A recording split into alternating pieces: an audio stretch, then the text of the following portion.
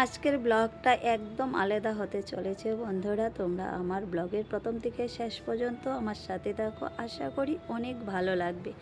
Good morning বন্ধুরা, সবাই কেমন আছো? আশা করি সবাই ভালো আছো, সুস্থ আছো। যে যেখানে আছো ঈশ্বরের কাছে প্রার্থনা করি সকল যেন ভালো থেকো, সুস্থ থেকো। আমরাও সবাই ভালো আছি। তো বন্ধুরা, সকাল বাজে এখন 5:30 আর আমি দেখো রেডি হয়ে পড়েছি। কোথায় যাচ্ছি বলো তো? এই যে কালকের ব্লগে বলেছিলাম বাবার বাড়ি যাওয়ার কথা ছিল, তো যাওয়া হয়নি, তার জন্য আজকে যাচ্ছি। তো সকাল সকাল ঘুম থেকে উঠেই দেখো আমি 4:30টায় ঘুম থেকে উঠেছি। উঠে ব্রাশ টাশ করে ঘরটর গুছিয়ে তারপর আমি রেডি হয়ে গেলাম, হয়ে তারপর আমি বেরিয়ে পড়লাম। দেখো তো যাচ্ছি, একদম ঠিক 5:30টায় বেরিয়ে পড়েছি ঘুম থেকে উঠে। তো দেখো যাচ্ছি, মনে কিন্তু খুব আনন্দ লাগছে জানো তো। এতদিন পর যাচ্ছি বাবার বাড়ি, এতদিন কি প্রায় 1 বছর পর আজকে আমি যাচ্ছি। গত মে মাসে গেছিলাম, তারপর এই বছর মে মাস গেল, 1 বছরের উপরে হলো যাচ্ছি আমি। আর সকাল সকাল ওয়েদারটা এতই দারুণ লাগছে কি বলবো, মানে একদম ঠান্ডা ঠান্ডা হাওয়া, আর রাস্তাঘাটে এত গাড়ি ঘোড়া নেই, বড় গাড়ি শুধু চলছে। সকালবেলা তো ট্রাক বড় গাড়ি ওইসবই চলে বেশি। তারপর পৌঁছে গেলাম, 1.5 ঘন্টা লাগে বাবার বাড়ি আসতে। পৌঁছে গেলাম আমি, এসে তারপর একটা দোকানে আমি ঢুকলাম, কিছু নেব, একটু খাওয়ার জিনিস, বিস্কিট টিস্কিট এগুলি নেওয়ার জন্য। তো নিচ্ছি, দেখি আমাকে দেখে কতগুলো বানর জানো তো এসেছে, এসে তাকিয়ে আছে। তারপরে 1 প্যাকেট বিস্কুট আলাদা করে কিনলাম ওদেরকে দেওয়ার জন্য। আর দিচ্ছি, দেখো সব মানে একটা বানর কিন্তু নিচে এসেছে বাচ্চা পেটে নিয়ে, দেখো বাচ্চাটা পেটের মধ্যে ঝুলে আছে, আর বাকিগুলোও কিন্তু তাকিয়ে আছে। আর ভয়ও লাগছিল মনে মনে জানো, তবু সাহস করে দিলাম, ভালো লাগলো। তারপরে এই যে চলে আসলাম, এটা হলো আমাদের মানে শিব ঠাকুর বাবার বাড়ি। আর এই দেখো কত গাছপালা, ফুল, মানে অনেক কিছু আছে জানো। তো এই দিকে দেখো, ইনি হলো আমার মা, আর এই হলো আমার ভাইয়ের ছেলে। দেখেছো? মানে ওর জন্মের পর কিন্তু আমি একবারও আসি নাই, ওকে দেখতে আসি নাই জানো, প্রথম আসলাম আমি ওকে দেখতে জানো। তো তোমরা আমাকে হাসবে আমাকে নিয়ে, একটাই ভাই আর ভাইয়ের একটাই ছেলে, বুঝলে তো। আমি পিসি হলাম কিন্তু আমি ওকে দেখতে আসি নাই। আমি মানে কত মানে ইসের মধ্যে আছি এখন, একবার ভাবো, আসতেই পারলাম না। তো যাই হোক, এখন এসে দেখো রক্তের টান বলে না, আমাকে দেখেই কিন্তু আমার কুলে চলে এসছে। চিন্তা করো, আমাকে কিন্তু জন্মের পর ও দেখেই নাই। আর এইদিকে দেখো ওদেরকে এসে আমি ঘুম থেকে ডেকে তুলেছি, 7:30টায় এসে পৌঁছে গেছি। তারপর দেখো এখনও বিছনা টিছনা কিচ্ছু তোলা হয়নি। আমার মানে আওয়াজ পেয়ে প্রথমেই মা এসে দরজা খুলেছে, তো সবাই একজন একজন করে উঠলো। এখন বাজে সকাল 8:30। আসার পর তো চা দিল, চাটা খেলাম, অনেক গল্প গুজব করলাম।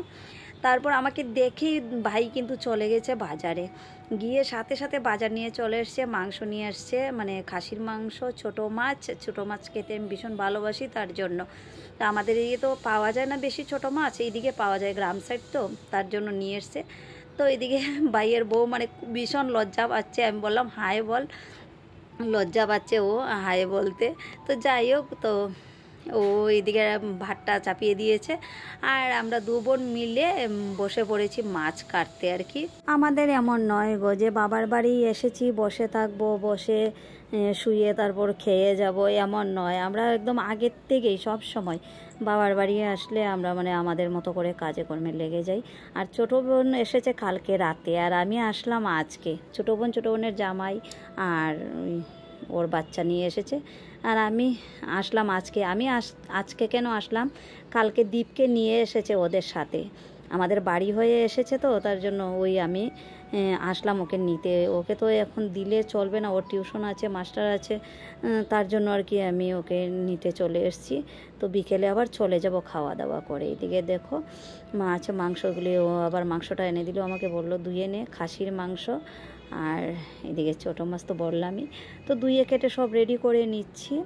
আর এইদিকে দেখো আবার ওরা কি এসেছে মানে জিনিস নিয়ে, হরেক মাল নাকি, মা বোন ওরা দেখতে গেছে। আর বোনপুরটা দেখো কীরকম পাকামো করছে, খুব দুষ্টুমি করে যেন, খাওয়ার মধ্যে একদম মর্জি নেই ওর।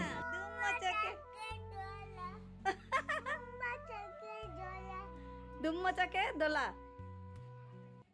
দেখলে তো কি কি গান গায়। আর এইদিকে মা দেখো ঠাকুর ঘরে পাখা চালিয়ে রেখেছে, বলছে ঠাকুরের নাকি গরম লাগে।